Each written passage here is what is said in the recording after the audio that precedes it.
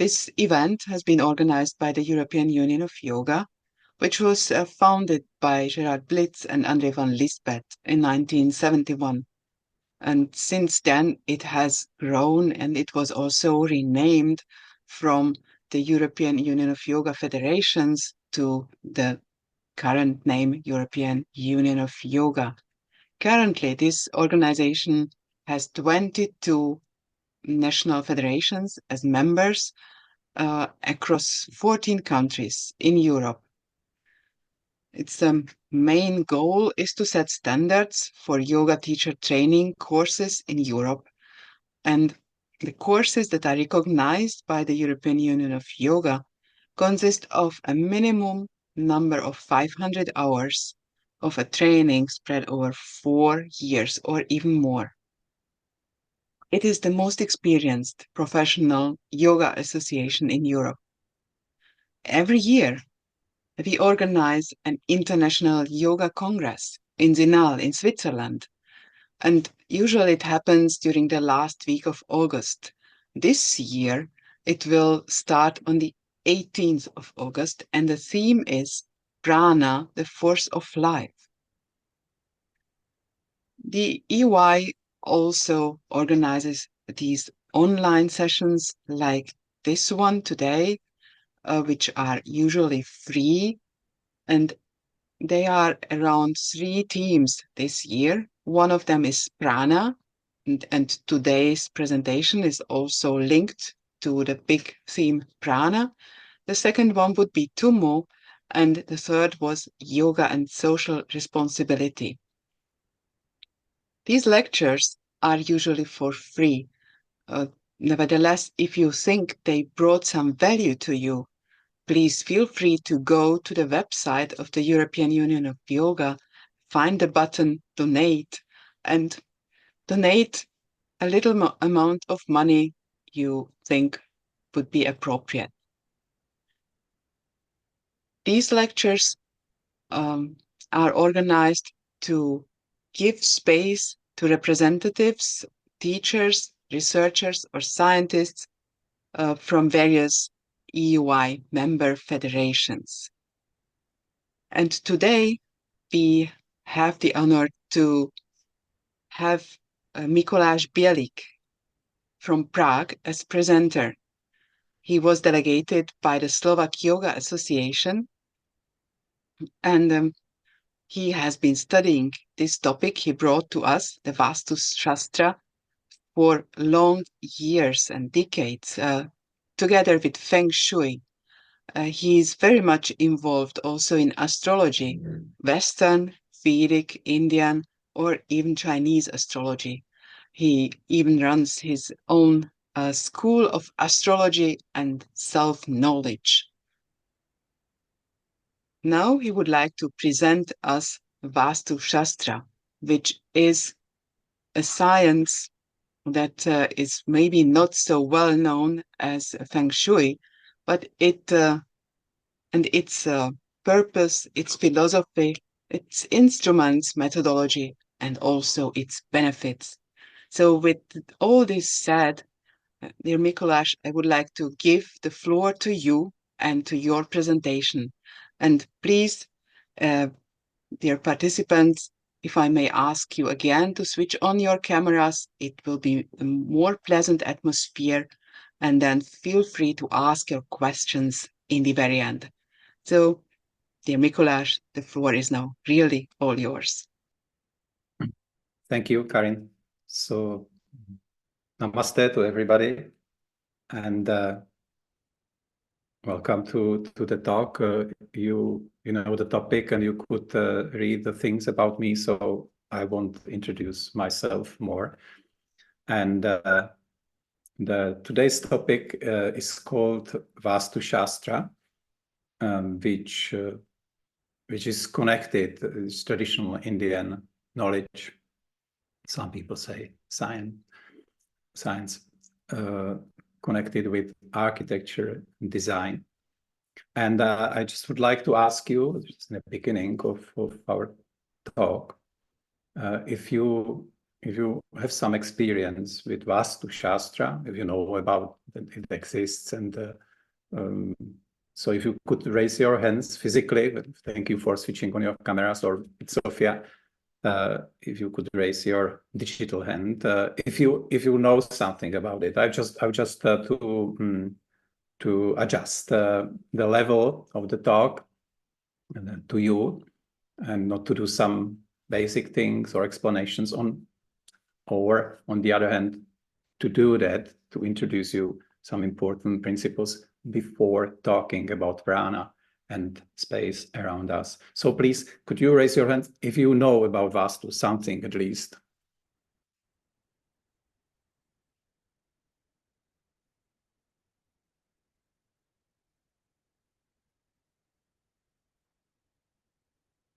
Okay, thank you, Emmanuel. Okay, and so the other end is who just, you don't know about it, you don't know what it means, or you don't have any experience with Vastu Shastra. Could you, so this is the opposite. Could you raise your hand now? Okay, so nobody. So, and what about you? Like a rest, maybe I didn't see your notes.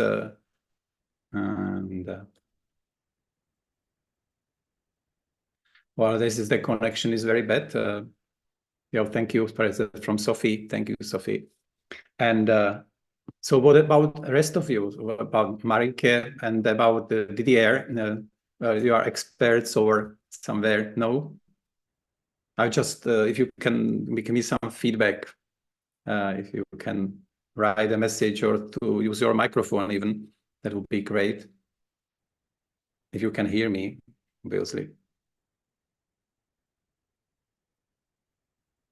So Didier, what about you? How, and Vastu Shastra?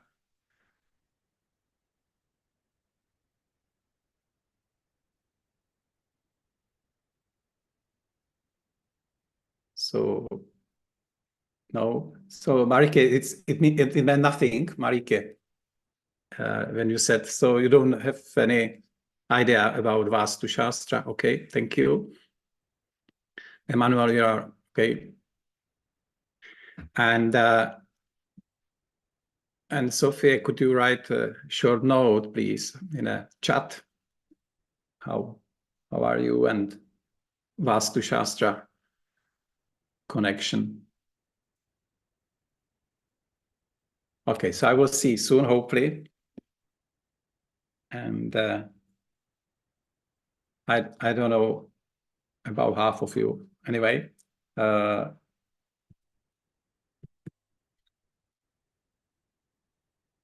so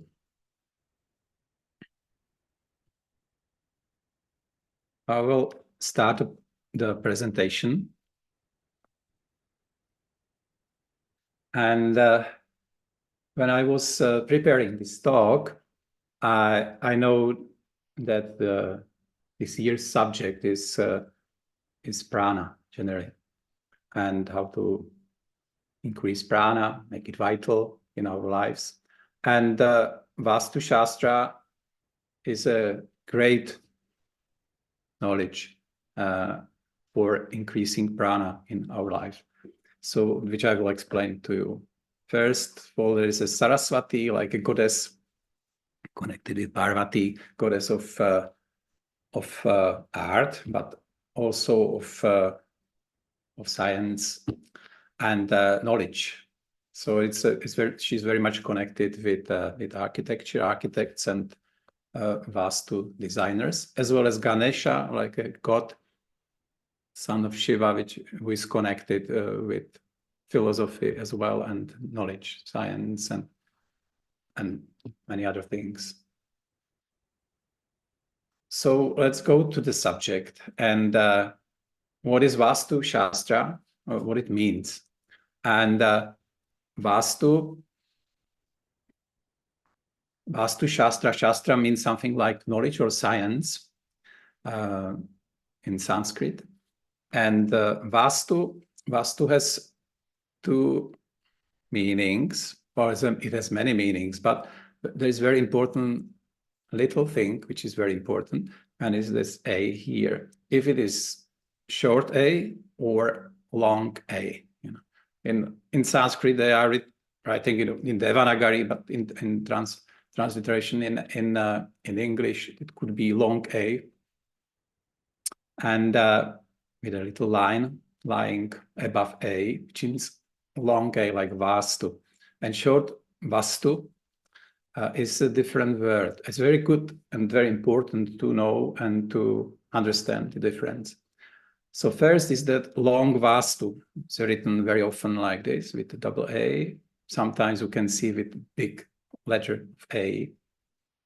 And this is near to Indian writing in English letters, Vastu, which means generally space. And it's a space in a philosophical way, we could say, like conscious. It's everything, everywhere, outside, inside. It's not visible.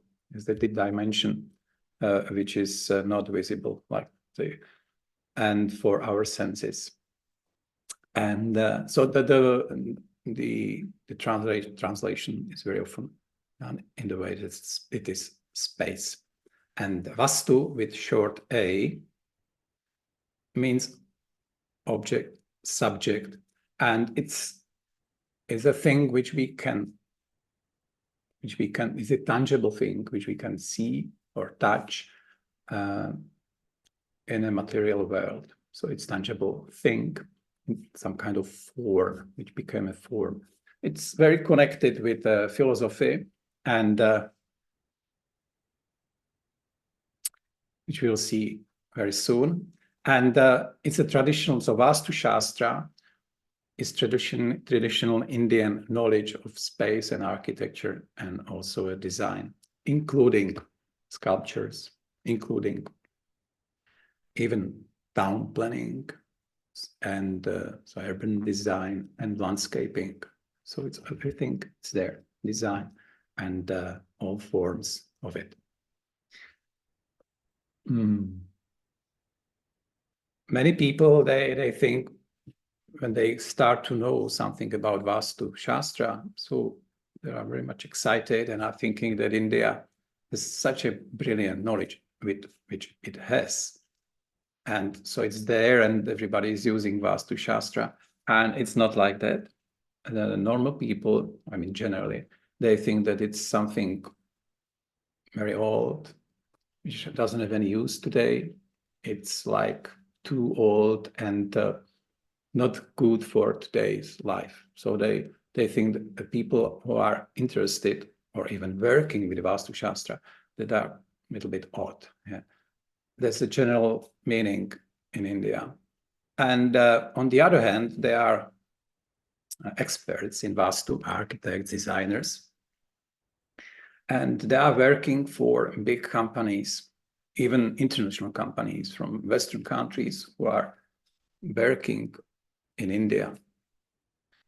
And they have to hire that expert from India, or for very rich Indians who are asking these Vastu experts to be consultants or even designers of their new buildings and whatever they are building. And these Vastu experts have very strong position in the designing of the things. Probably because these rich families, they know how useful Vastu is. On the other hand, the experts, they are very well paid, so it's very expensive. And some people don't like them because they are coming and say, no, it won't be like that. You can't do that, or you have to put some kind of statue, sculpture in a main hallway, let's say in a hotel or in a business building, and must be there, and there must be water and exactly somewhere. So you could hear many complaints from Westerners who are building there something, being annoyed because it's a big complication for them. So you can see that that knowledge is still there, and people who know about it, they are using it. And there are groups of people also who are taking this knowledge, studying it and working in it like a part of their spiritual path in life, like part of their, let's say, sadhana or dharma in this lifetime. And but those groups are quite close, so not open to the public very much, and not for Westerners at all, or just a little bit. And so those are working with a more spiritual background of Vastu, and which is here, the philosophy of Vastu, and Vastu like one of Upavedas, which is very important because the main difference between Vastu Shastra and our kind of, our Westerner kind of approach to the architecture and designing is that Vastu Shastra is one of the Upavedas. So it's like the lower Veda, and like Ayurveda, like Jyotish, the astrology, like martial art, or even economics and business, which is part of this Upaveda as well. And which means that that Vastu Shastra is directly connected, or is the source of Vastu Shastra is in Veda, in Vedic scriptures. So that's the main difference, because generally our architecture is not connected with some philosophical background. That could be like Rudolf Steiner's group of people are also the architects. They are working with a spiritual background as well. So yes, then. But the normal, even normal education here at the universities and schools of architecture, it doesn't include anything about the connection between the technical and designing side of architecture and spiritual achievement or spiritual background and philosophy. So that's a main difference, which creates great thing for Vastu Shastra, because it's very useful for normal life, happy life. But the reason why it is used, it's not only because that, but because spiritual purpose. And so that's the main difference.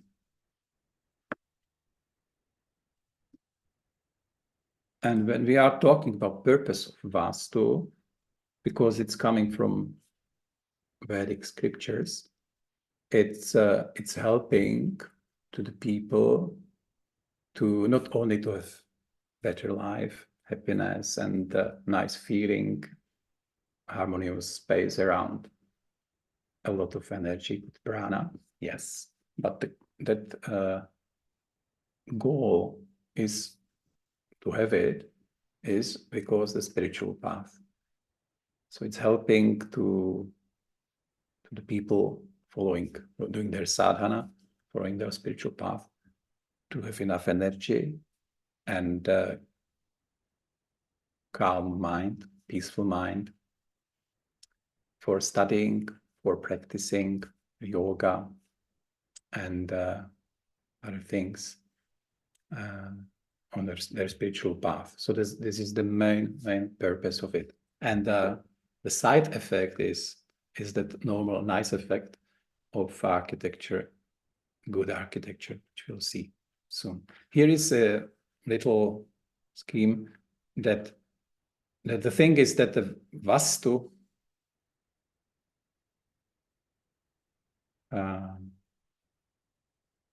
like a space is coming into three-dimensional world, and it's appearing like Vastu.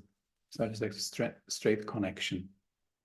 it's like a general creation, even in Sankhya philosophy, so in yoga philosophy, or in non-dualistic kind of philosophies. And how the world is created. We need to use some word for it now. And which I think one of the talks of, I think, Geza Timchang was about it as well, for European Union of Yoga. And it's described in all scriptures, Upanishads as well. So there's a straight connection between philosophy, Indian philosophy, and Vastu, which we can see. So Vastu, it is the pure energy, and Vastu is the embodied energy, right? And from that point of view, we all are Vastus, having bodies. Otherwise, we wouldn't be able to be sitting here at the computers and looking at each other, participating on this talk. And that which resides in us and around, what is around and within us, is Vastu. Like we can say, like conscious, yeah? Absolute conscious. And many Vastu experts and teachers, they connect in that way, that the Vakyam, that, you know, I'm Brahman, so you are that, like the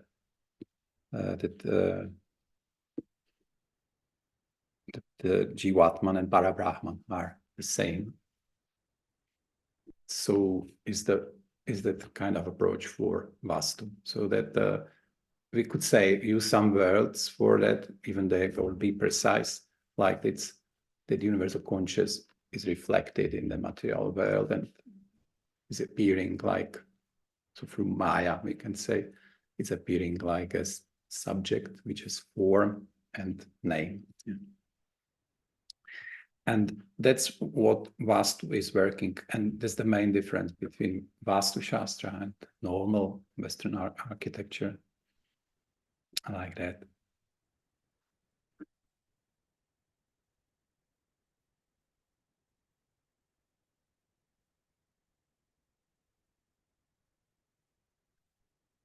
Now, principles of Vastu Shastra. Yeah. This is based on Vedas, which you could hear already. And just to become somebody who is working with Vastu, some expert, it's important to know the terms of the philosophy, generally, Indian philosophy, and also of Vastu itself. And generally, you know, in Sankhya philosophy, or in yoga, space is created by Shakti energy. And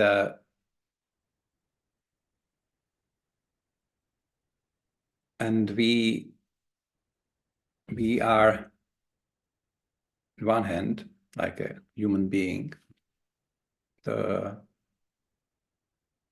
our kind of awareness, consciousness is coming from within us, or we are looking around. And through our senses, we are observing and seeing the space around us. And a good and nice example is that the outer space, which is represented with the room around us, or with the building around us, or with the neighborhood, like a garden or countryside around us, which we can see. Let's say the room around us is some kind of our outer body, another kind of skin. So not only that well-known 5 koshas, 5 bodies, and of ourselves, but it's another outer skin, outer body, which is the space around us. And there is interaction between us and that space around us. Yeah. And Vastu Shastra, like a knowledge, is looking at this kind of interaction in the way that the building also represents a whole of creation in a small size. Of course, it's a bigger size than ourselves, than our body, but still it's a small size in comparison with whole planet, with whole cosmos. And that building represents it, like whole creation as well. And it should satisfy all levels of people who are using that, let's say, space, which means physical level, also a mental level, and also a spiritual level. So that's very important in Vastu, that all these levels are harmonious, and people who are using building space are happy. They have a nice word which in Sanskrit, which is bhoga. And let's say that there's a pleasure to be there. And the space satisfies all levels of people being or using that space, being in that space.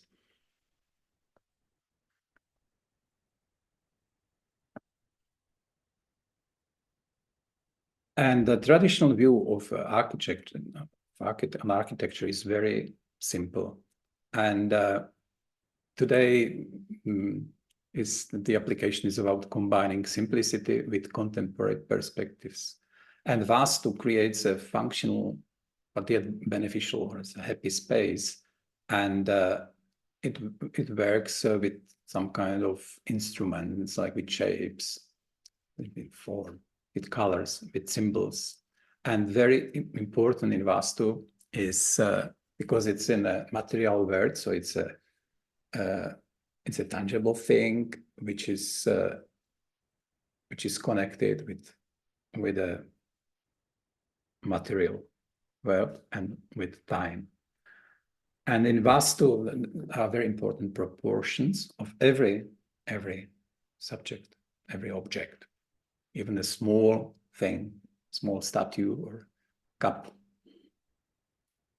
In the traditional way, it always had measurements, proportions, and there is in the whole building as well as in a small detailed things in the interior. Rhythm, they call it tala, is like in a music. So all these things are very important in Vastu. And Vastu Shastra, that knowledge is working or maintaining prana, universal energy, and flow of prana. So it's a straight connected with prana, so with the subject of this year. And in Vastu, the architect or designer looks if the space, if the people are happy in that space and are feeling good. So they're like well-being there. And it promotes creativity. And there is often in the work of the architects, they involve and the investors or people who are building that house or whatever, and or even community. So it's something which became, say, popular, or also in our designing, in our architecture, at least in some little bit or more than a little bit alternative ways of designing, but it's already used as well, working with a community of people whilst doing a design and building a house or a block of flats. And in the traditional concept, those who wanted to do Vastu, they needed to first embark on their own journey of self-improvement, which means that it's not only to study books and that's it, but the part of the education was to improve the student themselves, be improving, and to grow not only with the knowledge or the technical, say, knowledge about Vastu, but to grow like a people. So which was easy because Vastu is so well connected with philosophy. And this principle was used in the traditional kind of schools and universities, I think in our world, in antique Greece, in all universities as well. So university wasn't about technical side of some knowledge, but it was holistic university growing up. And this is the only way how that student is becoming an expert, like a good architect or designer with the knowledge, first of all, but second of all, having some capacity and skills like a human being. Yeah, so it's doing in parallel way, it's doing spiritual development, let's say, whilst it's studying with the masters, with the teachers, this subject. And that's what I meant when I said about a group of people working together, studying Vastu in India, and being quite close to people from abroad, because they take it like a spiritual praxis.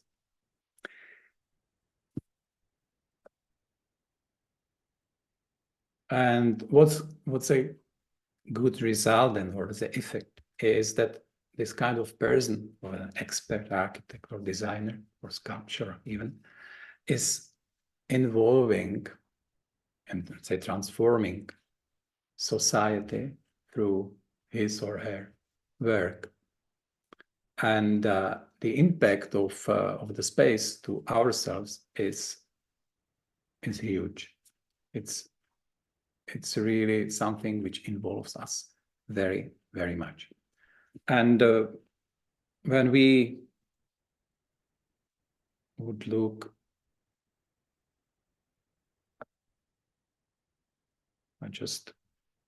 let's say, if we would say that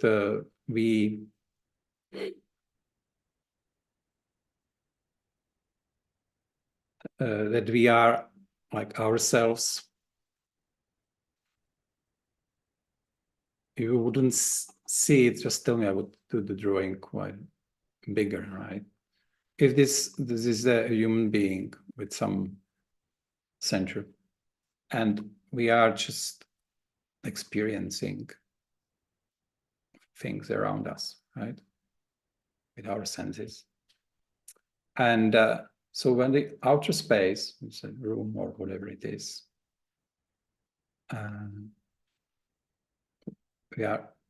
it's coming back to our senses, what we can see, even we wouldn't be thinking about it. So it's coming back to us. And it could be harmonious, what's coming. It could be tuning us. And or it could be not harmonious. That's why we would like to create a space around us in the way which is harmonious. It's important for everybody, not only for people who are practicing yoga and working in this lifetime to achieve the highest goal according to Vedas and Indian philosophy, to remove the ignorance, or to achieve a moksha, or remove the ignorance.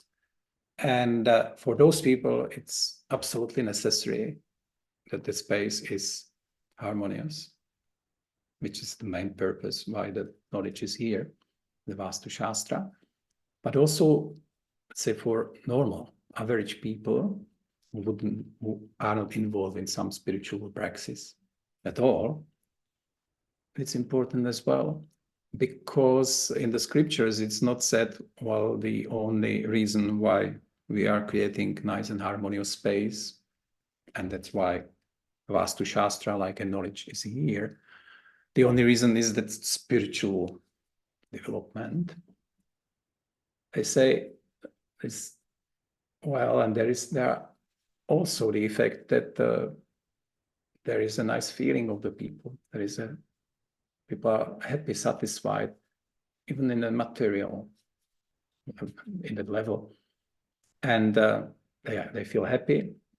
They have nice, harmonious relationships between themselves, between them in a life around as well, and there's a prosperity. There is a vital prana. So even the vital prana is not used for spiritual purpose. It's still very much supporting and creating well-being in life, which is amazing. Yeah? And the scriptures, they don't say, well, it's something we shouldn't have because there is only spiritual purpose. No, they said it's fine to have happy life, to be healthy, have a great energy, feel happy, joyful, and have nice, harmonious life within a community. It could be family, partnership.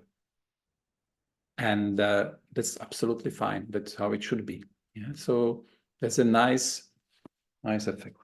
Let's say if the space around wouldn't be harmonious, be disharmonious, so then this harmony is involving us. It could be even in a subtle level, subconscious level, and or just generally in a physical level as well. It could be not a good construction. It could be disharmonious proportions. So the vibes there are not harmonious, not good. And that's why Vastu Shastra exists, to, first of all, to create harmonious space, and also, second of all, to repair the space, which would, if in the case, if it is not harmonious or it become disharmonious. It's like then the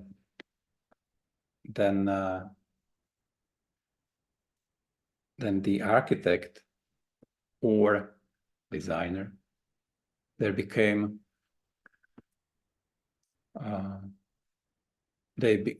doctors of space, we could say, in that way.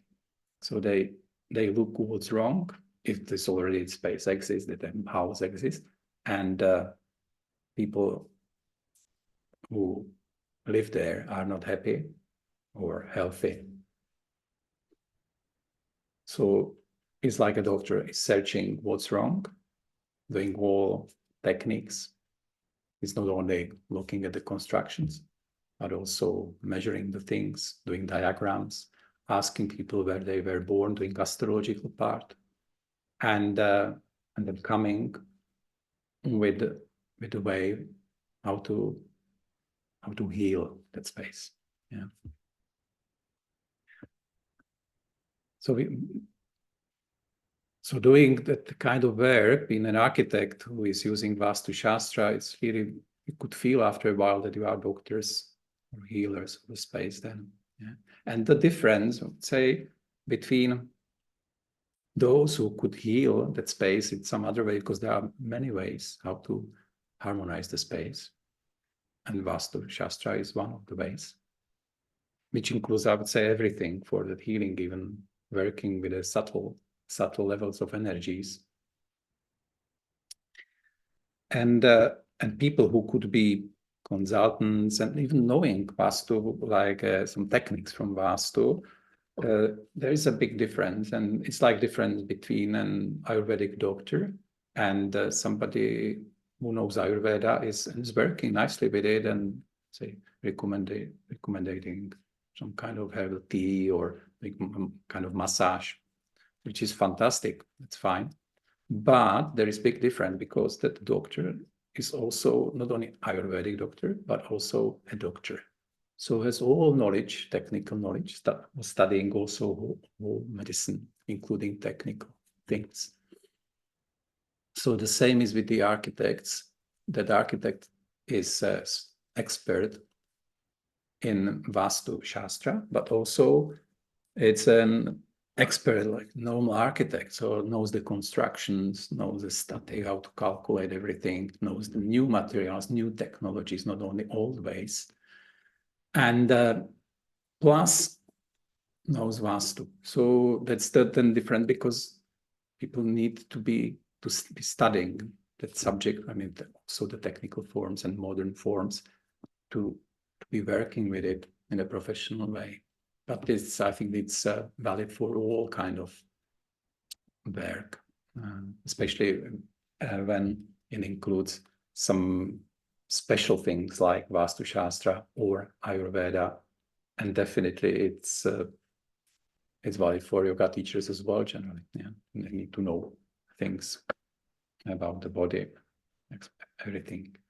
For the designing process, which is also interesting, and how it works was the procedure, and this environment in the first place. So if we would be reading the old scriptures, let's say the 10 most important points, what the architect, what's most important, second important, third important, the things like to create some interesting, nice looking building, I think it's fifth or sixth point there. It's not first or second. You know, the first ones are to build a building which is in harmony with the environment, yeah, the context. It's context not only with other buildings around, with the streets or other things, but also in the meaning of eco-sensitivity, which I can see it's coming really modern in these days, which is great. And so to be considering the wider ecosystem in which the building will be standing and will be a part of it. Then impact of the design on users. Yeah. So Vastu has many techniques how to look at it and how to be working with the particular people who are going to live in that building. And is the design philosophy and specific things about the users. Including some astrological calculations, for example.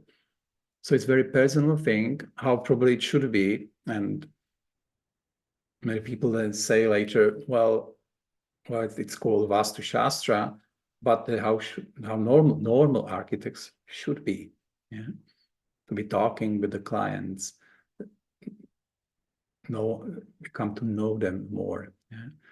And one interesting thing, like an example about the environment and about the place or plot where the building suppose or should be standing in the old days, right? Not today.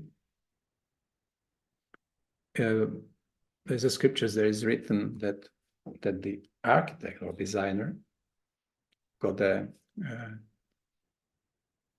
business, yeah, contract, and starts like a first step of designing is starts to observe the plot. It doesn't mean only it's coming there, looking around, and that's it. Yeah, no, it was like it's going through whole seasons, so through whole year, coming there, sometimes sleeping there, putting some seeds into the soil and looking how they are growing or not growing, which kind of animals are around or coming to the plot, where is coming wind from the sun, and what's the feeling about it. Yeah. So, and after that, that's how you can see that it was in the old days, not today, in this in this faster world. After that starts the designing process. Then understanding, the third point is understanding of materials which are used and what impact they will have for the environment, and of course the impact to the users, very important. And then knowledge of aesthetics, which means form, space, colors, light, shadows, rhythm, and its effect on people. And the last is understanding of the energy field and energy flows, consideration in the design of the interior layout and generally of interior. So Vastu is not only working with exterior, with the construction and proportions of the building, materials, colors, and measurements, so grids, but also with the interior.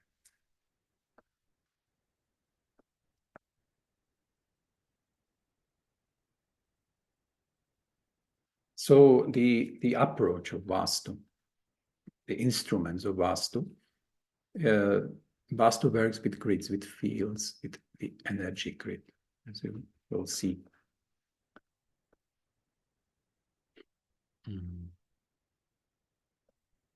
The main and the quite famous thing is Vastu Purusha,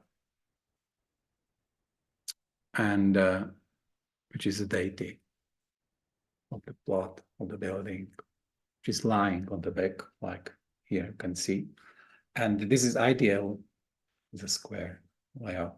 It could be not ideal square, but still you can see there's a grid with all they call padas, places, and they are connected with the particular gods' energies. And then they are working with it. So they do, when they are harmonizing the plot, they are harmonizing or vitalizing prana of that plot, even before starting to build the house. So they do in the special places, in special parts, special squares here, special ceremonies, the pujas, or put special gems, some stones, and using special, for that ceremony, special kind of copper or silver, and offering some kind of flowers, food, doing special mantras to the special pujas. So putting some little yantras, some mandalas for that place. And so they are working with the vital points of the plot. And the difference is, I was just recently speaking with a friend who came from Panchakarma from India for a treatment there, and was like 3 weeks, so almost proper kind of Panchakarma, not completely but almost. And it was interesting to listen to him, because he was saying, well, I have problems in my lower back, and that's why I'm visiting a chiropractic here, physiotherapist, at least once a month, just to help with the spine there. And it started to not to be okay in India. And so he asked the doctors there at the Panchakarma center if they could help him. And he was surprised. He was expecting to come, there was men working and doing great massage there. So he was expecting somebody to come like a physiotherapist and again doing some kind of work and doing, again, all right. but I did completely different thing. And he was confused because he said, well, I was lying and they were putting some kind of little basin on my back and then hot oil there and some special herbs around and onto it and some paste at first and then working on some other parts of body not there. And it was no physiotherapy, no chiropractic practitioner there. And so it was going 1, second day, third day, 4th day. And then they started to work with the marma points. And which was quite forcing the body. And it still was confused. He was saying, why you don't just do in a 5-10 minutes or half an hour work and that's it? Even they will come back again after a while, probably. But why is it so complicated? But at the end, he was very, very much surprised because he said, I feel so well.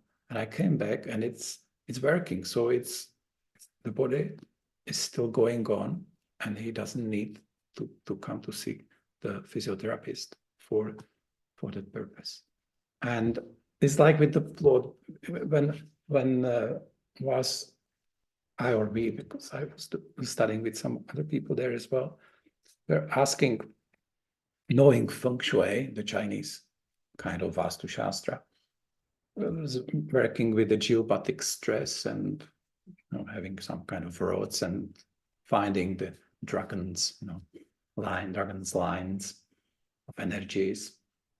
Well, asking if they know that, and they said, no, we don't know. We know that probably that in China we are working with it, and we are saying, what are you doing? How can you work on the plot? And then we got, we could see some pujas doing there and ceremonies, other things, and chanting, and could see that plot. So this different kind of work, how to harmonize, how to harmonize certain important places. And when it's done, that's it. There is a harmony in the plot. And then they start to build the house. They designed in the meanwhile, it is in the meantime, it's designed, and then the building starts. This is the older way, some tantric way. I put it from somewhere, so it's a copy.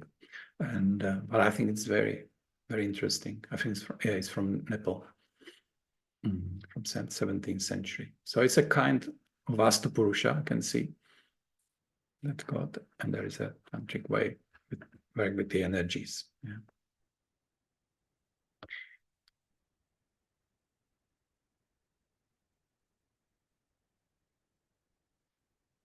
And the instruments of Vastu.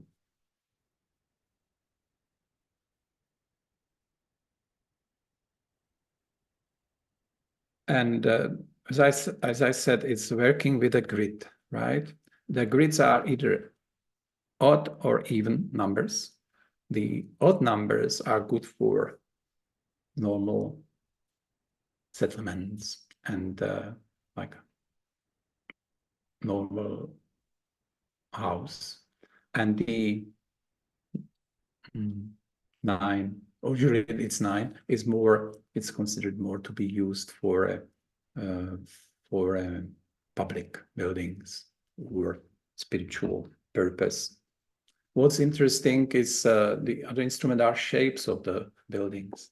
And I know that in the alternative kind of or holistic today of designing, it's very popular to use like yurts, which is a circle layout, or some hexagon, which is coming, or octagon or hexagon, which is coming, also could be from Feng Shui as well, and or pyramid, right, the triangle.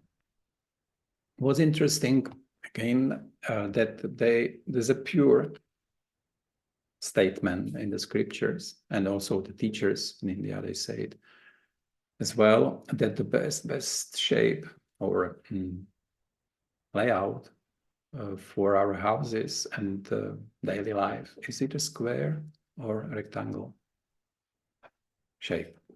And they say it's most stable for both. It's good for both. It's for material, practical life, and also for spiritual development. So they say that it's sattvic layout. Yeah. The triangle, hexagon, octagon is rajasic. It's turned to be more. There's more energy, and many people, they are thinking, well, that's what I need. I need to have energy at home. Yeah, to have a lot of prana there, or vital prana, and so they try to have some kind of shape or layout which supports the energy. But for average people, for normal people, it's too much. So it's difficult to switch off in these places and to even say to meditate. It's good for healing. It's for some purpose, how to work with the energy for a shorter period of time, but not for daily life and sleeping there. That's what the scriptures say. And so it's more rajasic. And circle layout, it's tamasic. So it doesn't, and we know that many churches and temples are in layout of circle. So it doesn't mean that there's some bad energy there or that kind of worship or something like that. Not at all. And it was very often used, and it is still used for public buildings as well. Yeah. Or ellipse.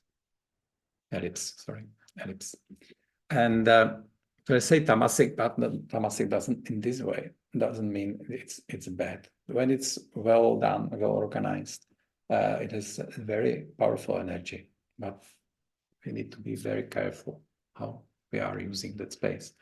And for public reason,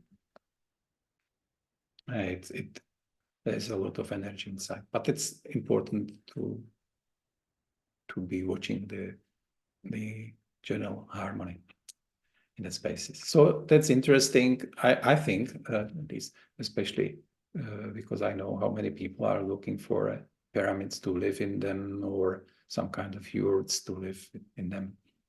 And when you know more about designing according to Vastu Shastra or even according to Feng Shui, well, then you realize how difficult it is to create, I would say, peaceful space with the rooms within this layout, because it's not equal then, and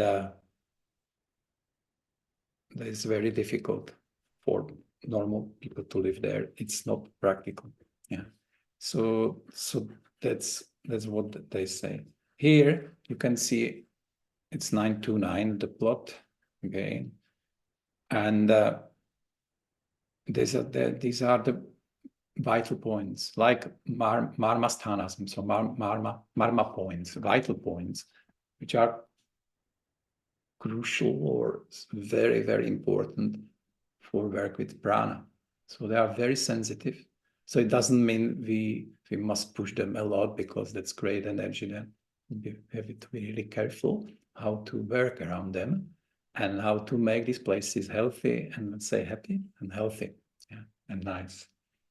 Generally, what's again about prana, how to increase prana, how we are talking in the case we are designing something, not repairing.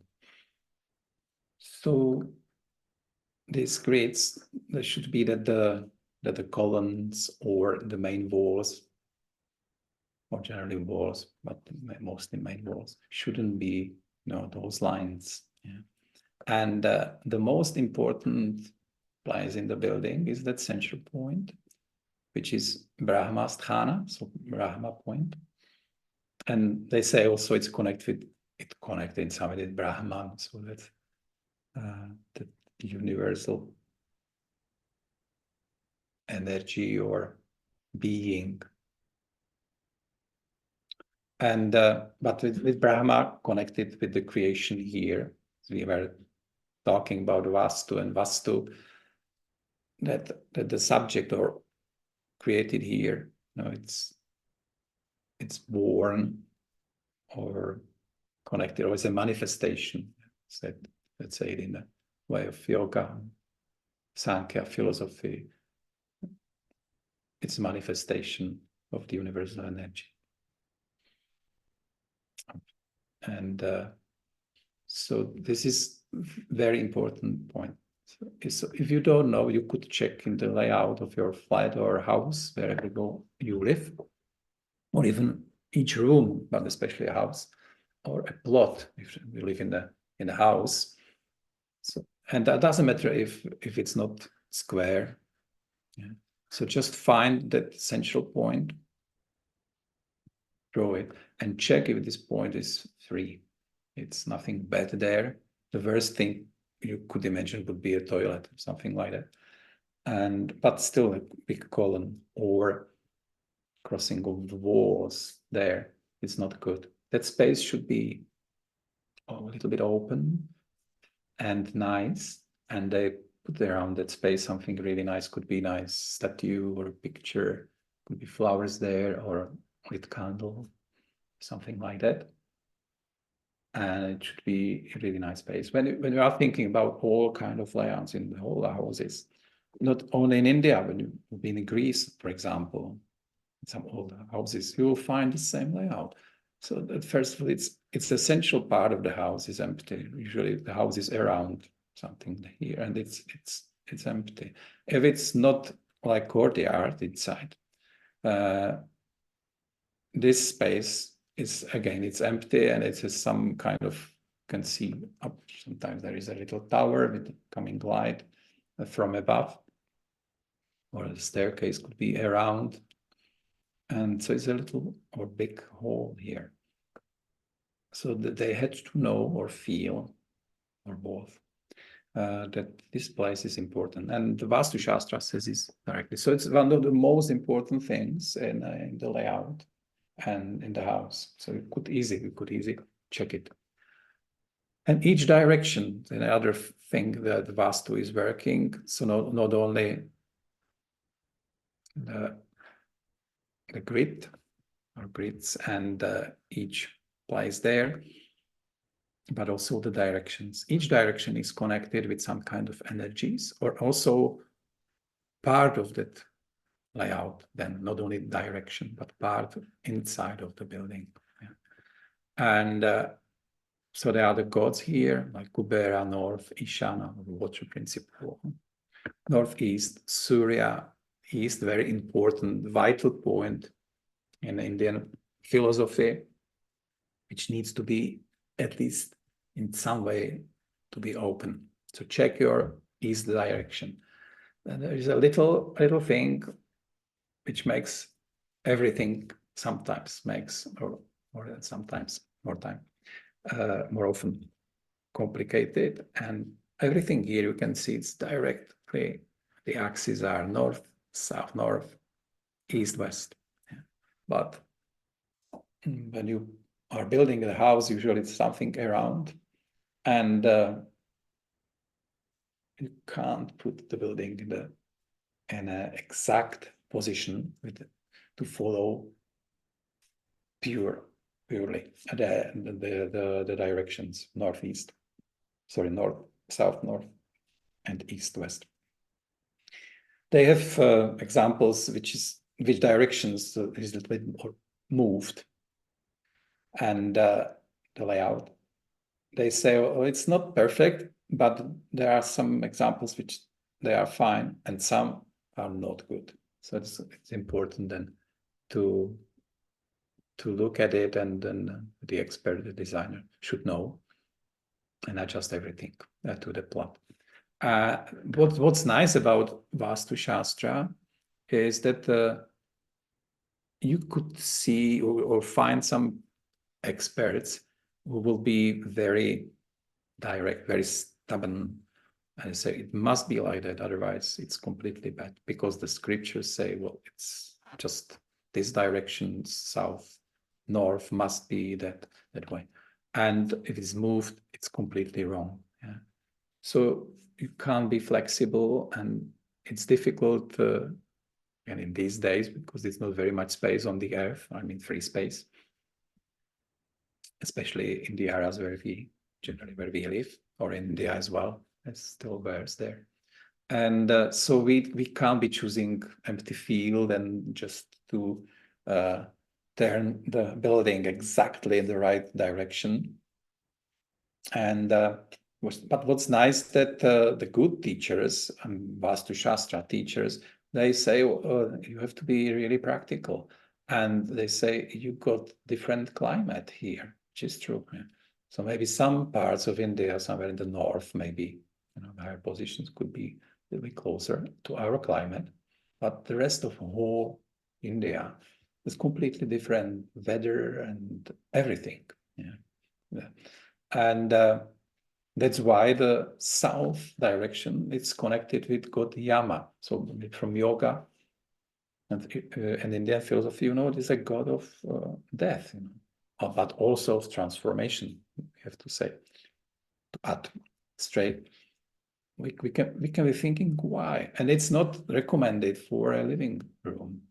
And I don't know where you are sitting at the moment, where you live, but let's say in Europe here, North America, United States could be the same. Or South is quite favorite.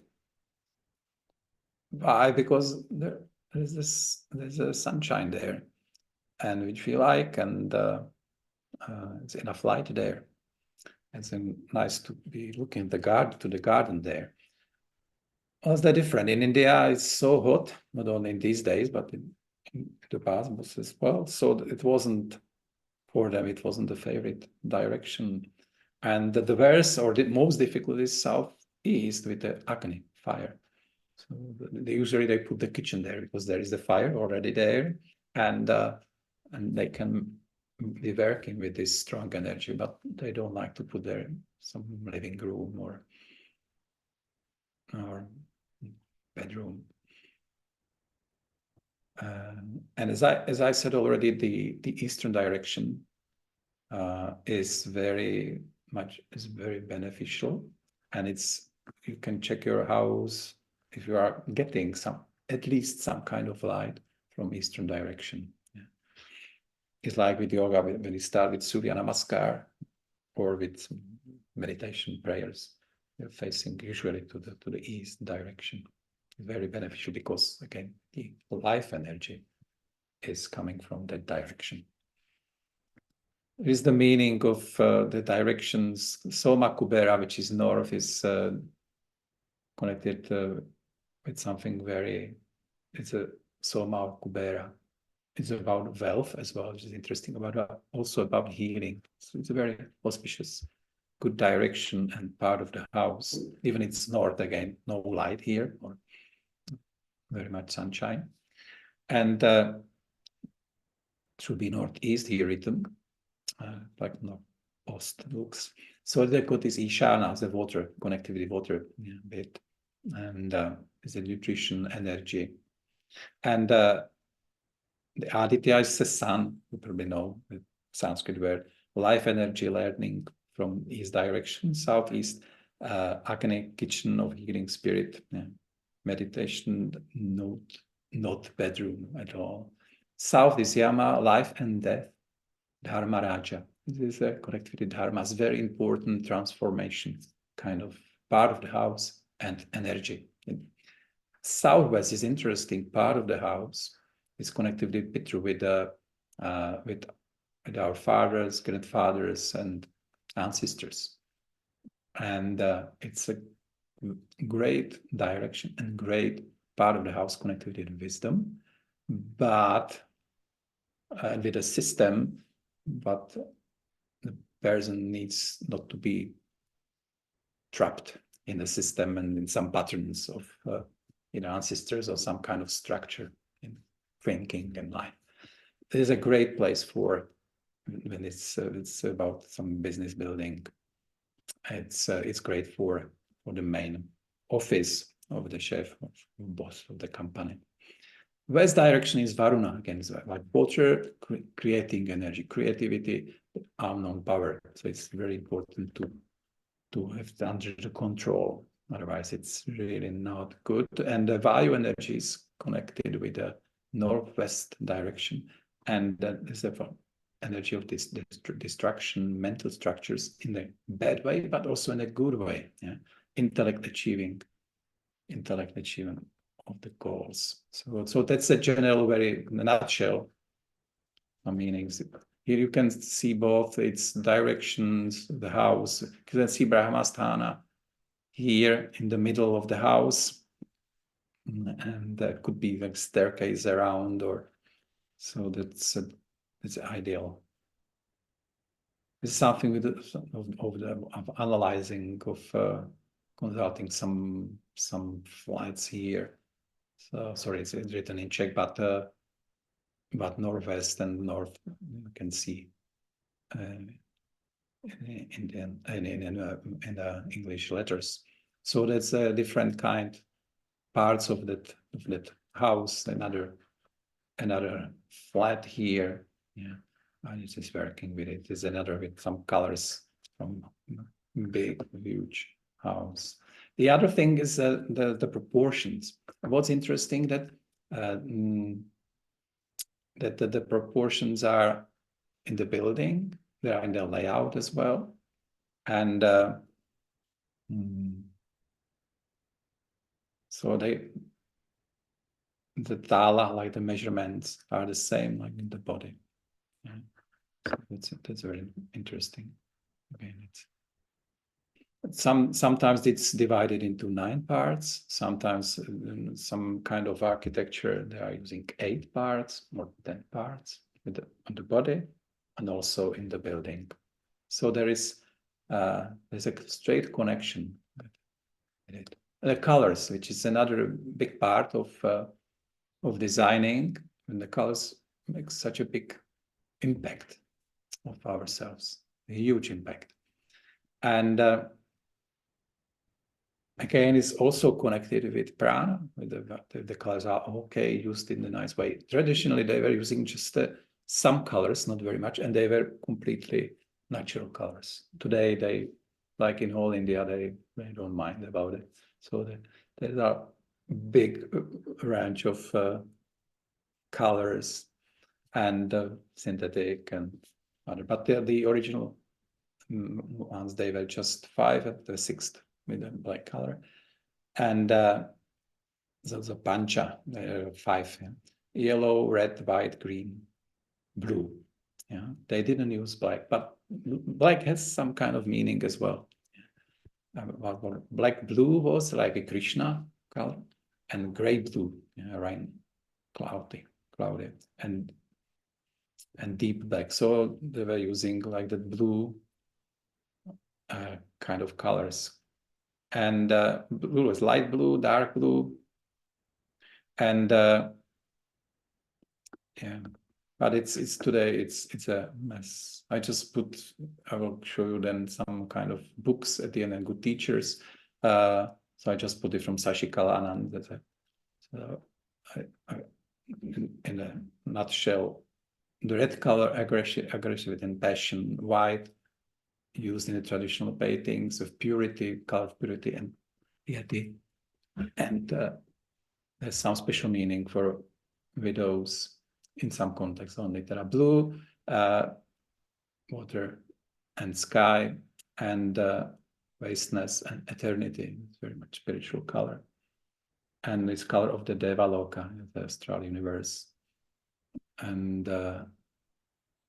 spiritual states in the tantric paintings. Yes. And the green color, it's similar like in Feng Shui, it's plants, and it's a color of prosperity and fertility. It's connected with the success and fulfillment of the things connected with the earth and our lives. And the yellow color, and yellow, ochre is a color. They are colors of birth and growth. Very, very important colors. And the yellow color is interesting in Feng Shui. It's completely connected with the element of earth. And in Vastu Shastra, it's auspicious, very auspicious color, and represents spiritual awakening also. And black is special, which wasn't used in the past, but you can see even some kind of sadhus or yogis in the temples coming for some kind of pujas or ceremonies, and they have the black clothing, and sometimes not like completely black. It's blackish color, and but there's a spiritual purpose for some special kind of ceremonies.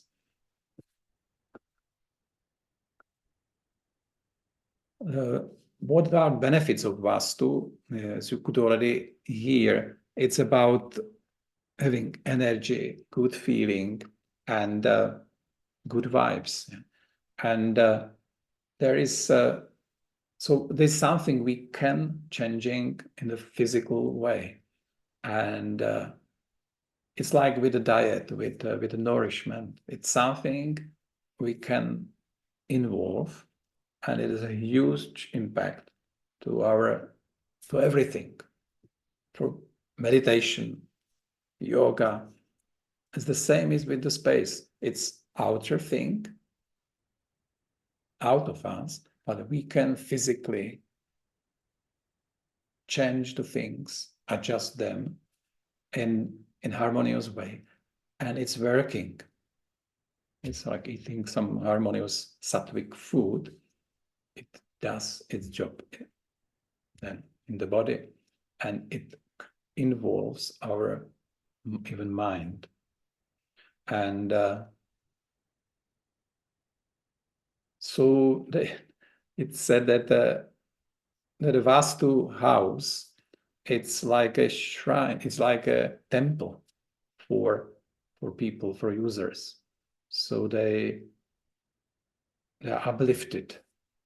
And also in the same way, they are also well grounded for a normal life, successful life, and happy life, healthy life, but also uplifted for into the spiritual levels and vibes.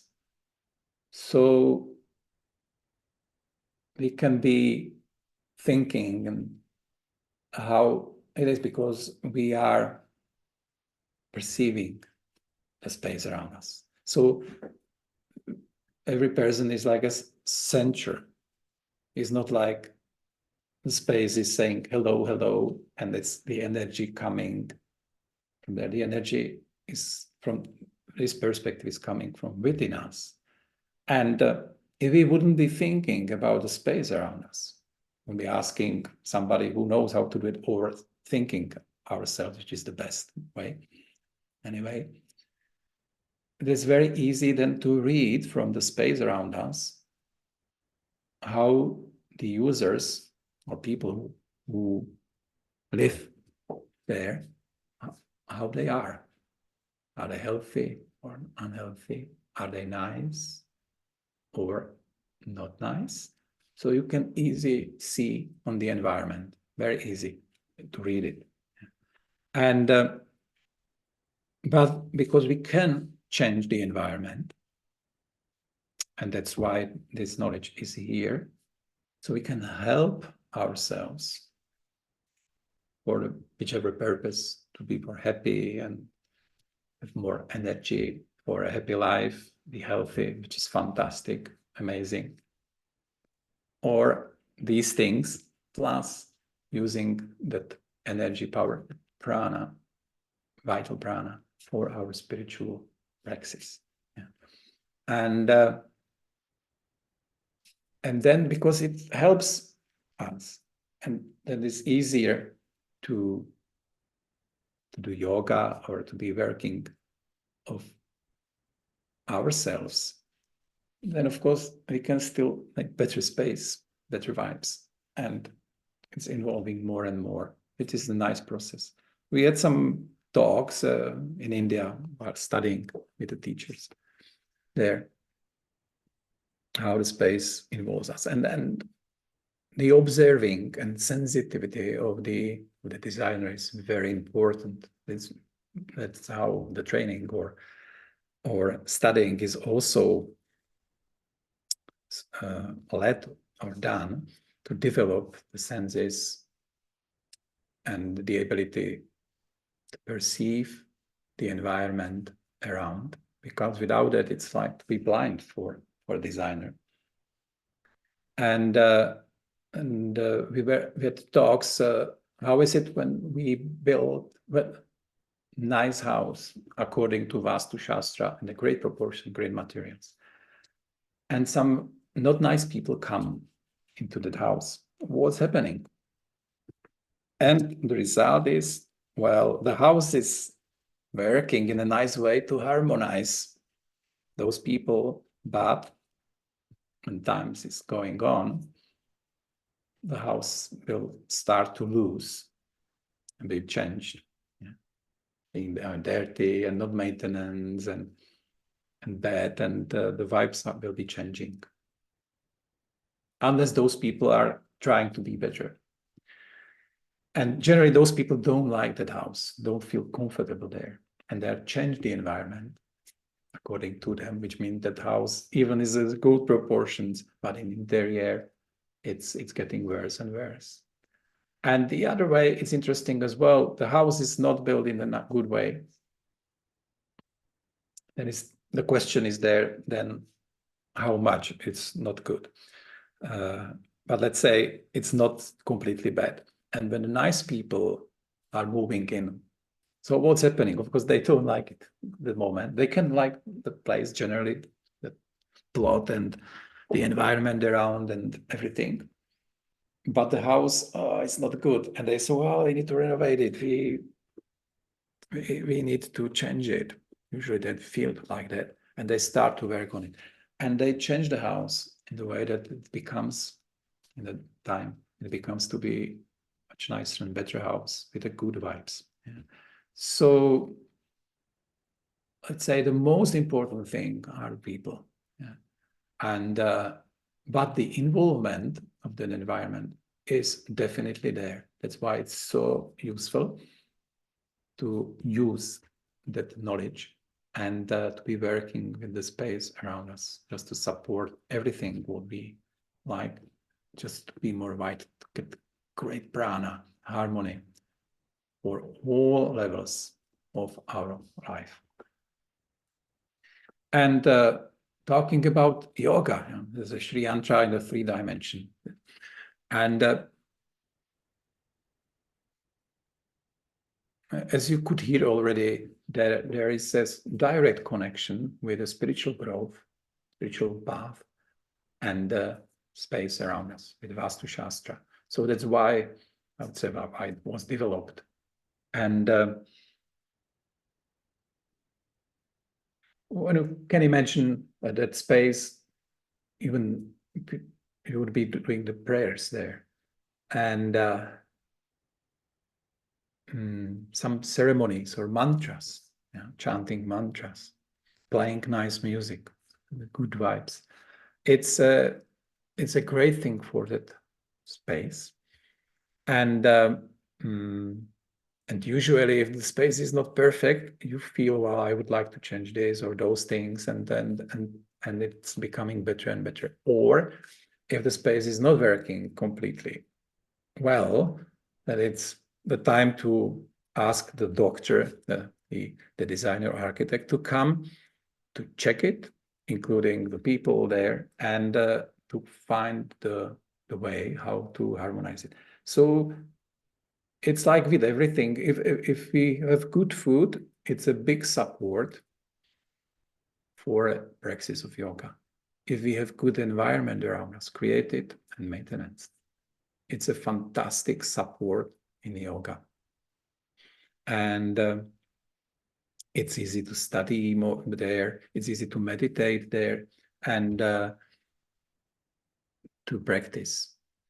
So that's so important. Time and astrology.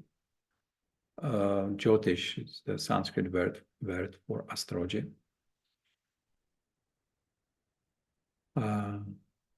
Is a quick painting here, so don't worry. And this is like Vastu Purusha, which we stand in different directions. Can you see in different seasons or part of the year?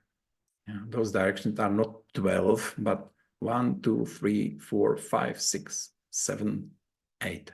Yeah. 8 directions during the year.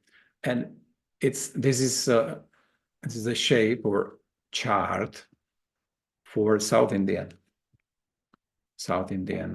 chart, horoscope as well. So as an Aries sign, this is a Taurus, Gemini, Cancer, and so on, going around to Pisces here.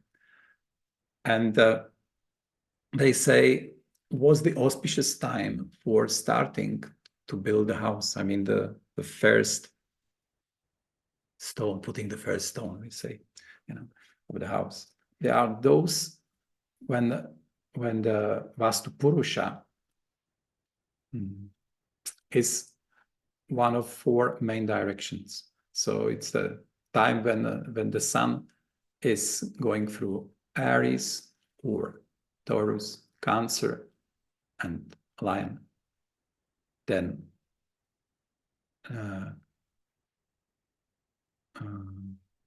say Vika in German, and Libra, Scorpio, then Capricornus, and Aquarius. That's good. And these, in my display, it appears like a light blue. I don't know which color you can see. These corner positions are not good for starting to build a house. But what's very important, it's they got the different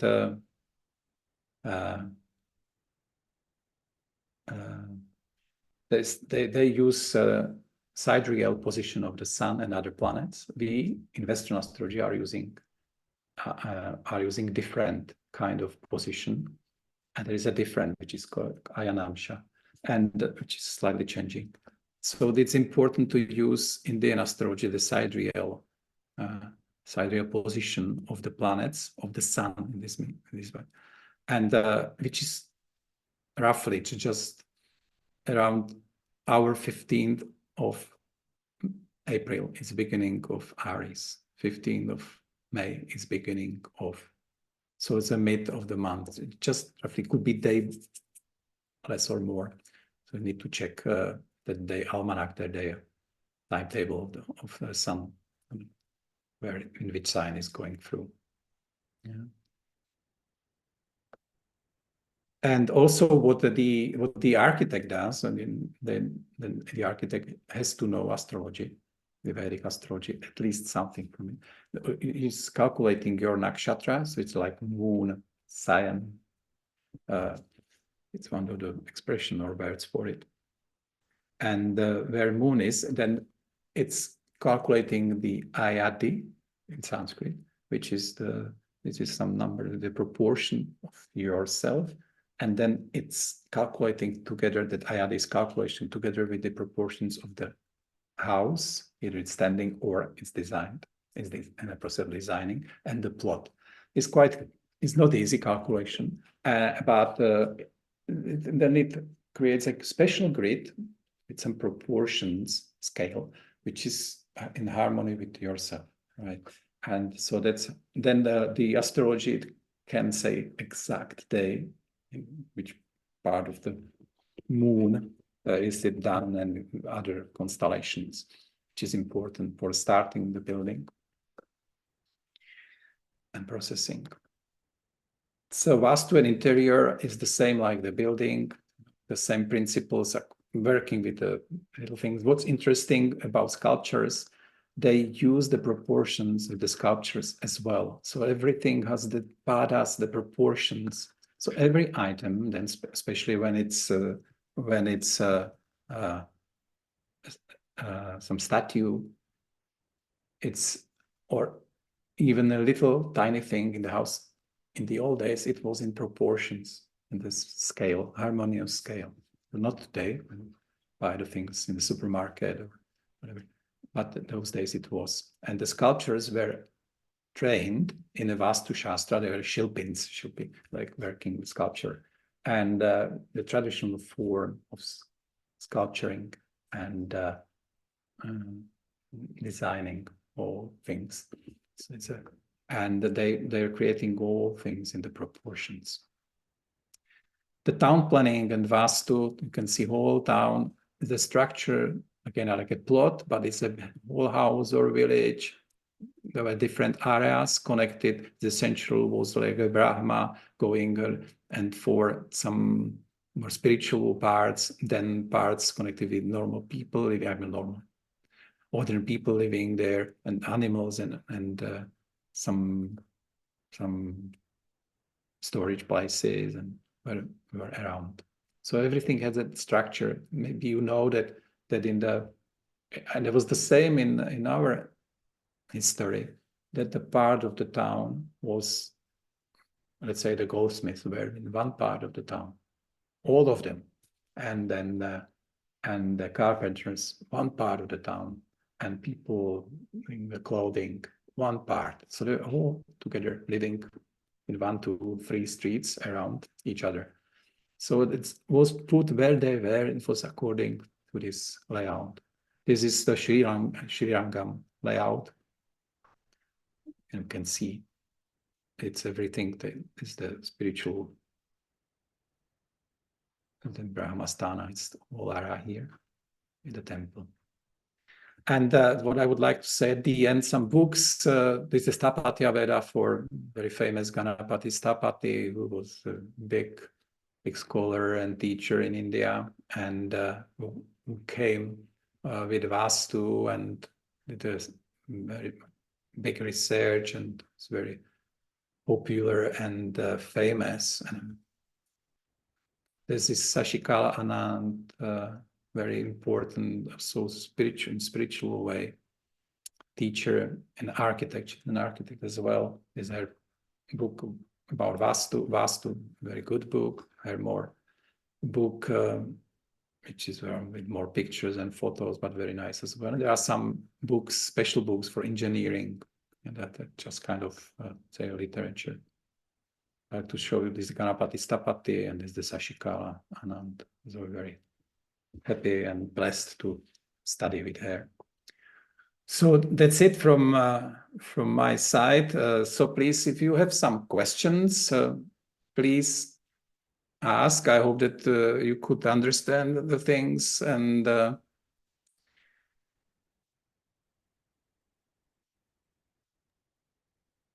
thank you very much, Mikoláš, for your presentation. And I would like to give the floor to the participants if they happen to have questions and clarities. Now, maybe they still can afford to stay for a couple more minutes.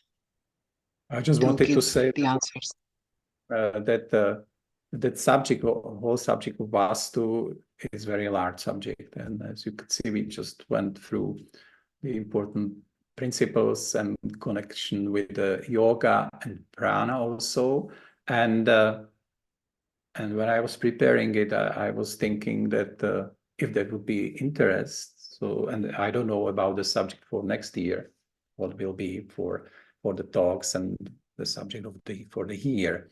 But if there be some way is connected with Vastu, I could do some special part of Vastu which would be attractive and go more into the details, or show some designs and practical things and advices on what to do in some particular situations. Anyway, so please, if you would like, just can ask whatever you would like to ask. Yes, Emmanuel, I can see you. Thank you. I'm going to try. You Are you listening to me? Yeah, it's okay? Yes, I can. I can hear you very well. Yes. I have a question about the pattern where you have the directions and the elements. And Yes. I've seen other one who put the Earth on the southwest and the space in the center. And I've heard there's two possibilities to see the element, to place the elements. And I'd like to know if you have heard about the both, and why do you choose the one with the Earth in the center? I don't know if it's very clear, the question. Yeah, you can. There is no just right, say, one book about Vastu, and the one thing. And second is that this is, on one perspective, is what you could see is a traditional way, but there are people who are even working with planets. Yeah? Which planet is in which direction, which element is, including space, the akasha, in the middle, as you said. So there's the other kind of structure how you can use it. So there would be better to go more in a deeper way. I have here plenty of books of Vastu, and some of them are a little bit strange. Yeah, and I didn't have time to speak with the people, with the Indians who have written those books, to ask them where it's coming from, because in the traditional book is this way, and those teachers say something different. So I don't know, and because it's so big, and so there's the one principle. And what I could see, one thing is the written form, there's the traditional form, and the other thing is what with some experts are coming with their own experience, or some adding theory. That Ganapati Stapati, for example, started to put everything connected with some philosophical way. And he's saying where it is coming from. He found somebody who, in a history, who did it, and is putting all creation into it, which is fantastic, great. But when I saw it in the first time, I know that he's very much accepted and a great person. So I was disputing him at all, but everything what's created here, or let's say what's visible, what's tangible, from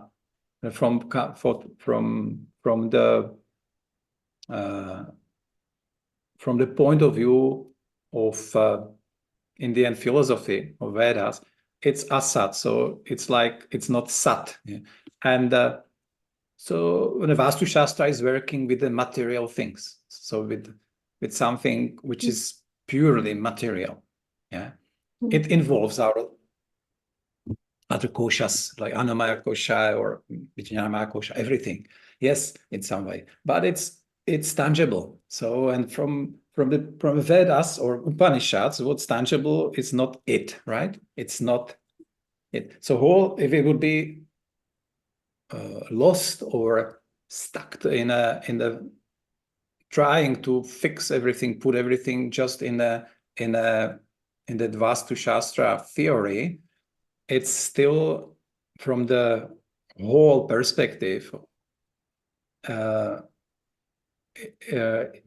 it's how I could say it.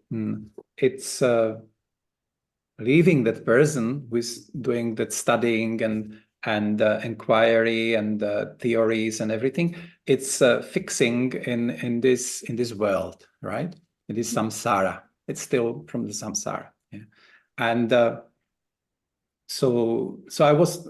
It's not maybe directly connected with your question, but I just wanted to say that there can be some special theories of people who are very much accepted and well known, and but unless we would talk with them why they do it, it's very difficult to say how it is. I would say another example. It could be colors connected with chakras, right? The obvious thing, you know. There could be some written in some scriptures this, or some important teachers say this one. Some other teachers says a little bit different color, and so on. And unless we would talk with them and find in a discussion where it is coming from, why, you know, it is very difficult to say, is it right or not right? And so that's what I mean now. So that's why I think you can do that in some way, but it's good to know why is it done in that way and how it should be used, and then to think about it. That's the disadvantage of all these knowledges, or it could be Feng Shui the same, it could be Ayurveda, it can be Chinese traditional, it could be in yoga, some special ways in yoga, scriptures, that we would need to know, to be experts in it, like complete experts.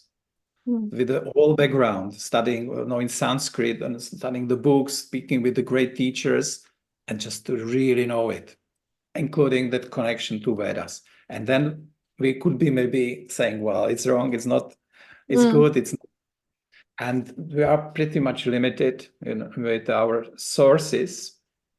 And so I'm saying that it leaves me to be very humble with all things. I know that this is a great subject, and I'm very, very happy to, as I blessed that I have the opportunity to have such a great connection with the people who know Vastu and to work with Vastu even here, and to be part of my praxis in designing in the architecture. But I also what I have to consider is that there are big limits of the knowledge which I can have at the moment. Even I studied it for years with the great teachers and everything, and so we would need to that book. We would need to speak with those people and to think and to have some kind of knowledge. I mean, both sides or everyone from us to find it. But I know that some of books here, they got it as well. But I was showing the really traditional way. But what I think, it's good to either to know the gods, because the name of the gods, because there are those principles behind them, and always to keep Brahmasthana free in the plot, if it's possible, and or in the house, and to create nice energy around. This is like most important thing. Yeah. And to be working with these kind of grids, which you could see in the presentation. And you can think about the elements, but I would say check the source, why is written there, what don't take it just in a blind way. Yeah, that's always, and all my teachers in Feng Shui are very lucky, and in Sashikala Anand as well. They always said, even that's this in the scriptures written, this is like this is like this is like this. But they say always you need to be working. It's not like intuition. It could be confusing that word, but have opened mind and eyes and feelings and everything should be tuned. You could feel that everything is all right, not to follow just some diagram from somewhere in a blind way. That I like having all, even Feng Shui teachers like that, yeah. And not to be stuck or stiff, yeah, with the things. And that I think is very, very important kind of approach. So I know that they exist, it is, and definitely we can use the planets for everything. I mean, the astrology. Yeah. So if it's done in the right way, it's good. There will be mantras there for those areas. Could be kind of puja energy, some gemstones, everything, connected colors, especially everything. Yeah. Yeah. Okay, thank you. Welcome.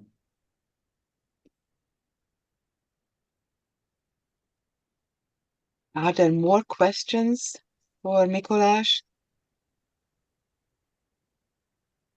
it does not seem to be the case. Now I would like to thank you, dear participants, for joining this session. Yeah, thank you also via chat. And thank you, Mikoláš, for being with us, for presenting this My topic pleasure. to us. Thank you. The next chance is going to be quite soon to see the presentation, but it's in French on the 14th. And the last one for June will be on the 28th. On the 14th, it's going to be André Riel talking about the concept of revolution in Tantric Yoga. Whereas on the 28th of June, it's going to be Naomi King in German with the third part of Tumo, Inner Fire. So if you happen to speak German or French, I believe you do, then I would like to invite you to these talks. And of course, the last big invitation is for this year's Congress in Zinal in August, starting from the 18th. I hope to see you there. I wish you a wonderful evening, beautiful summer days, and thank you. Thank you, Karin.